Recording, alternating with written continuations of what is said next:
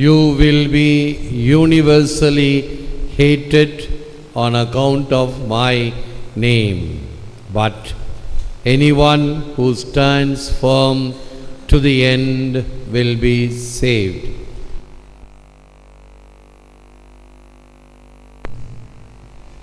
என் பெயரின் பொருட்டு உங்களை எல்லோரும் வெறுப்பர். இறுதி வரை மன உறுதியுடன் இருப்போரே மீட்கப்படுவர். இது கிறிஸ்து வழங்கும் வாழ்வு தரும் நற்செய்தி. கிறிஸ்துவே உமக்கு புகழ்.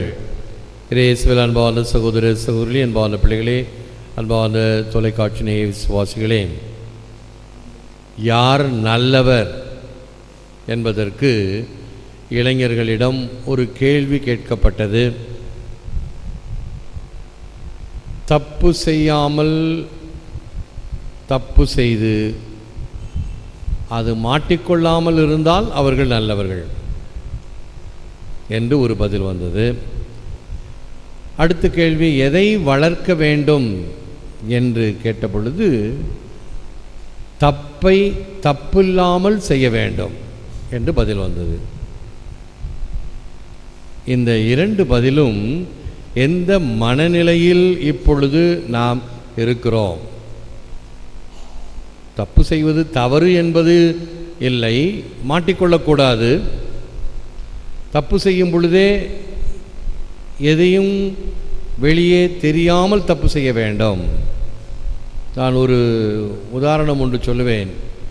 ஒரு புத்தகத்தில் படித்தது பல ஆண்டுகளுக்கு முன்பு, ஆனால் இப்படிப்பட்ட சமயத்தில் உடனே அது ஞாபகத்துக்கு வரும். 4 திருடர்கள் வங்கியிலே கொள்ளையடிக்க சென்றார்கள். எல்லாத்தையும் வாரி சுட்டிக்கிட்டு புறப்படுற நேரத்தில் ஒருத்த மட்டும் கீழே உட்காந்து காலால் அந்த பூட்டை நோண்டிக்கிட்டு இருந்தான். ஏய் சீக்கிரம் வா, நேராவது போகணும், நீ என்ன பண்ணிக்கிட்டு இருக்கிறேன்னு. இந்த பூட்டை நான் காலால் பூட்டிக்கிட்டு இருக்கிறேன், போலீஸ் வந்து யாருடைய கைரேகைன்னு மண்டையை குடஞ்சிக்கிட்டு இருக்கோம் அப்படின்னு அவனுடைய. ஆக இந்த தவறு செய்வதிலே இந்த புத்திசாலித்தனத்தையும் இன்னும் பல வகையான அறிவு கூர்மையும் பயன்படுத்துவதை விட நல்லவைகளில் பயன்படுத்துகிறோமா என்று இன்றைய நற்செய்தி நம்மை சிந்திக்க தூண்டுகிறது. இன்றைய முதல் வாசகத்தில் த லேண்ட் ஆஃப் கோஷன் என்று ஒரு வார்த்தை வரும். அந்த இடத்தில்தான் சூசையப்பர் சூசை தன்னுடைய தந்தையை நெடுங்காலத்துக்கு பிறகு சந்திக்கின்றார். The land of Goshen, an old saying for real surprise. After a long years of hardships, Jacob meets his son Joseph in the land of Goshen. What a joyful blessing and surprise. பல்லாண்டு துயரங்களுக்கு பிறகு யாக்கோபு தன் மகன் யோசேப்பை கோஷன் நாட்டில் சந்திக்கிறார். எவ்வளவு மகிழ்வான ஆசிரும் ஆச்சரியமும். யோசேப்பின் வாழ்க்கை பைபிள் படித்தவர்களுக்கு தெரியும். அவன் தந்தைக்கு பிரியமானவனாக இருந்ததினால் கூட பிறந்த சகோதரர்களே அவனை தொலைத்து கட்ட வேண்டும் என்று அவனை கொலை செய்ய எத்தனித்தார்கள். இறக்கப்பட்டு கிணற்றில் தள்ளுவார்கள். சரி, கிணற்றில் தள்ளியும் பிரயோஜனமில்லை, எகிப்து நாட்டில் அந்த வியாபாரிகளுக்கு விற்று விடுவோம், எங்கேயாவது போய் பிழைத்து கொள்ளட்டும் என்று எகிப்து வியாபாரிகளுக்கு விற்பார்கள். அவன் அரசனிடம் விற்க, அரசனுடைய வேலையாட்களில் சேர, அங்கு சதித்திட்டங்கள் எல்லாம் நிறைவேற, இறுதியிலே யோசேப் வெற்றி வீரராக வருவார் என்பது அவருடைய நிகழ்ச்சியினுடைய சுருக்கம். அப்பொழுது தன்னுடைய தந்தையை சந்திக்க வேண்டும் என்று அவர் ஆசைப்பட்ட பொழுது பல துயரங்களுக்கு பிறகுதான் இந்த மகிழ்வான சந்திப்பு நடைபெறுகிறது என்பதையும் பைபிளில் படிக்கின்றோம். இவ்வாறு நல்லவைகளை நிகழ்விக்க, நல்லவைகளை நாம் பெற பல துயரங்களின் மத்தியிலே அந்த சிலுவை பாதை இருக்க வேண்டும். இயேசுனுடைய சிலுவை பாதையை போல. The church brand is persecution, and perhaps a longer and a lasting one. Blessed Cardinal J.H. Newman. திருச்சபையினுடைய துன்புறுதல் அது நீண்ட தொடர் அடையாளம். ஆதிகால திருச்சபை துன்புறுத்தப்பட்டது. இப்பொழுது கூட திருச்சபை ஆங்காங்கு துன்புறுத்தப்பட்டு வருகிறது. த பெர்செக்யூட்டட் சர்ச் டார்ச்சர்ட் ஃபார் கிரைஸ்ட் என்று ஒரு புத்தகம் டெல்லியிலிருந்து ஒரு சின்ன புத்தகம் வெளியாகிறது. அதில் இந்தியாவிலே எங்கெல்லாம் கிறிஸ்துவுக்காக இப்படி கொலை செய்யப்படுகிறார்கள், துன்புறுத்தப்படுகிறார்கள், வேதனையுறுகிறார்கள் என்பதை தெள்ளத் தெளிவாக. ஒரு சில ஆண்டுகளுக்கு முன்பு பாகிஸ்தானிலே ஒரு ஆயர் தற்கொலை செய்து கொண்டார் என்ற செய்தி பிரபலமாக வந்தது. ஒரு ஆயர் தற்கொலை செய்து கொண்டார், ஆனால் அவர் கொல்லப்பட்டார். அதுதான் உண்மை. உண்மையை மறைத்து செய்தித்தாட்கள் திரித்து இவ்வாறு வெளியிட்டது. இந்த டார்ச்சர்ட் ஃபார் கிரைஸ்ட் என்ற பத்திரிகை மட்டும்தான் இந்த உண்மை நிலையை எடுத்துரைத்தது. இது திருச்சபையினுடைய அடையாளம். துன்புறுதல், வேதனைப்படுதல். தியாகத்தினால்தான் தீர்வு வரும். இது தேவன் சித்தம். மாயையில் மயங்கிவிடாதே, அதில் எல்லாம் சுகம் சோரே சொர்க்கம். ஏசுமா காவியத்தினுடைய வார்த்தைகள். நான் ரொம்ப நல்லா நச்சுன்னு இந்த 4 வரிகளை அடிக்கடி சொல்வேன். சோறு கண்ட இடம் சொர்க்கம், திண்ணை கண்ட இடம் தூக்கம், கால் போனபடி போக்கம், கண்டதே காட்சி கொண்டதே கோலம். எத்தகைய கொள்கை, பிடிப்பு, குறிக்கோள் இவைகள் கிடையாது.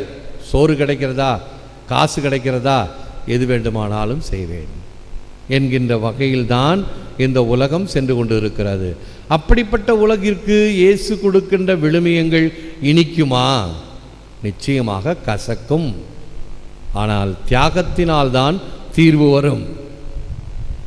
எங்கும் என்னை இகழ் உற வாட்டியே. இகழ் என்றால் துன்பம், இகழ்ச்சி. பங்கம் செய்தால் வெட்கமுற செய்த. பழவினை பற்று அற்றால். பழவினை, தீவினை, என்னை சூழ்ந்து கொண்டு இருக்கக்கூடிய இந்த பல வகையான வெறிகள் பற்று அற்றால், அந்த பற்றை நான் நீக்கினேன் என்றால், இறைவா உன் அடி இணை அன்றியே தங்க வேறு இடம் உண்டோ சகத்திலே. இவைகளை நீக்கினேன் என்றால், இறைவா உன்னுடைய பாத கமலமே நான் இந்த உலகத்தில் தஞ்சம் புகுவதற்கு ஏற்ற இடம். Oh how lovely is your dwelling place, O Lord என்பது சங்கீதம். ஆண்டவரே உம்முடைய உறைவிடம் எத்துணை இனிமையானது. எனவே ஆண்டவரிடம் இத்தகைய துயரங்கள், வேதனைகளின் மத்தியிலே நம்முடைய தமிழ் ஜெபம், மாதாவை பார்த்து ஜெபிக்கிற ஒரு ஜெபம் இருக்கிறது. அதில் இந்த வார்த்தைகள் வரும். இந்த கண்ணீர் கணவாயில் நின்று பிரலாபித்து அழுது என்ற வார்த்தைகள் எல்லாம் பழைய தமிழ்.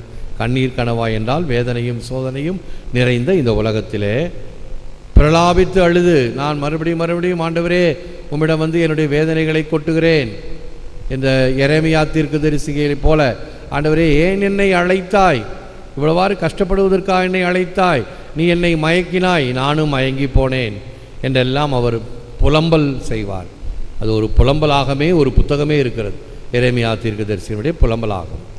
ஆனால் இவைகளின் மத்தியிலே ஆண்டவர் நம்மை புடம் போடுகிறார். எவ்வாறு தங்கம் புடம் போடப்படுகிறதோ அவ்வாறு நம்முடைய வாழ்வு இப்படிப்பட்ட வேதனைகள், சோதனைகள் வழியாக, சிலுவையின் வழியாக புடமிடப்படுகிறது என்பதை புரிந்து கொள்ள வேண்டும்.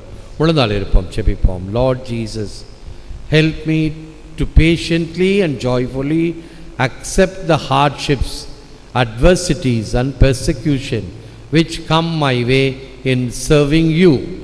Strengthen my faith and give me courage that I may not shrink back from doing your will. ஆண்டவராகிய இயேசுவே, எல்லா இன்னல்களையும் இன்முகத்துடன் ஏற்க அருள் தாரும்.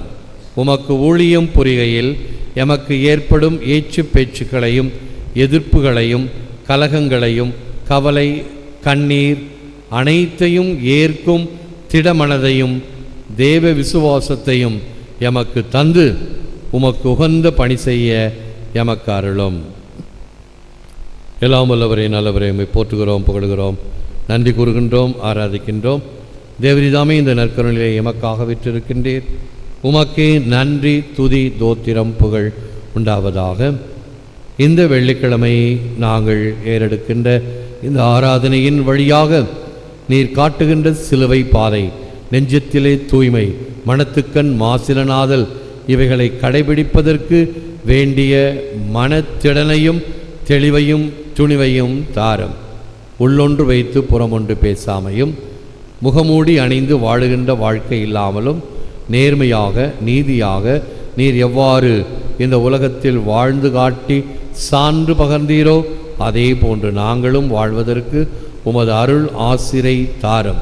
வேதனைகள், பிரச்சனைகள் இவைகளின் மத்தியிலே தளராது உமக்கே ஊழியம் புரிகின்ற, உமக்கே பணிபுரிகின்ற, உமக்காக வாழ்கின்ற திடமான சித்தத்தை தாரும். எனும் யாருக்கெல்லாம் செபிக்க கடமைப்பட்டிருக்கிறோமோ அவர்களுக்காகவும் செபிக்கின்றோம். இவர்களுக்கெல்லாம் உமது அருளையும் ஆசிரையும் தந்து தங்கள் துன்ப துயரங்களின் மத்தியிலே, வேதனைகள் சோதனைகளின் மத்தியிலே அவைகளை தாங்கிக் கொண்டு எதிர்கொண்டு வாழ்வதற்கு வேண்டிய மனத்திடனையும் தெளிவையும் துணிவையும் தாரும். குறிப்பாக யாரெல்லாம் தனிமையிலும் வேதனையிலும் வாடிக்கொண்டிருக்கின்ற, மருத்துவமனையில் இருக்கின்ற, பல வகையான பிரச்சனைகளில் எதிர்கொண்டு இருக்கின்ற இவர்களை எல்லாம் நீர் கண்ணோக்கிரளும்.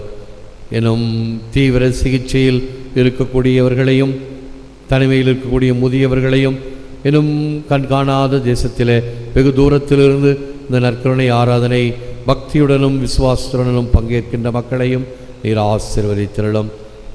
எல்லாம் மனத்தினரையும் மதத்தினரையும் ஆசீர்வதிக்க ஜெபிக்கின்றோம். இந்த ஆராதனையை ஊடகங்களின் வாயிலாக பல இடங்களில் பல்வேறு மக்கள் பார்த்து கொண்டிருக்கிறார்கள். அனைவரையும் நீர் தொட்டு ஆசீர்வதித்து அவர்களுடைய வாழ்க்கையில் ஒரு நிறைவை, மகிழ்ச்சியை, தெம்பை, ஆர்வத்தை, உற்சாகத்தை தந்தரலாம். ஏற்று வரமருளும் இறைவா, காக்கும் கரங்களினால். ஆமேன், ஆமேன்.